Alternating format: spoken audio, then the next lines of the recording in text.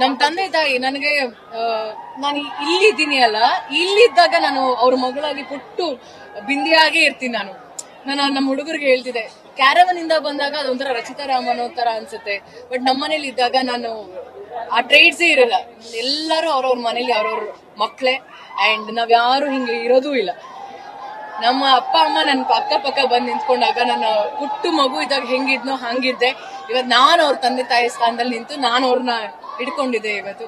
So ನನ್ಗೆ ನನ್ weakness ಅವ್ರೊಬ್ರೆ, ನನ್ನ ಸ್ಟ್ರೆಂತ್ ಅವ್ರಿಬ್ರೆ ಅಷ್ಟೇ. ನೆನ್ನೆ ಜಾಮೂನ್ ಮಾಡ್ಕೊಟ್ರು ಅವರು, ಅದು ತುಂಬಾ ಸರ್ಪ್ರೈಸಿಂಗ್. ಅದೊಂಥರ ನನಗೆ ಸರ್ಪ್ರೈಸ್ ಮಾಡಿದ್ರು ಜಾಮೂನ್ ಮಾಡ್ಕೊಟ್ಟು. ಆಮೇಲೆ ಗಿಫ್ಟ್ ಅನ್ನೋದು ಅವರು ಈ ಒಕೇಶನ್ ಆ ಒಕೇಶನ್ ಅಂತ ನೋಡಲ್ಲ, ಅಕಸ್ಮಾತ್ ಕೊಡಿಸ್ಬೇಕು ಅಂತ ಕೊಡಿಸ್ತಾರೆ. ಇನ್ನೂ ಗೊತ್ತಿಲ್ಲ ಏನ್ ಪ್ಲಾನ್ ಮಾಡಿದ್ದಾರೆ. ನಾನೇನು ಗಿಫ್ಟ್,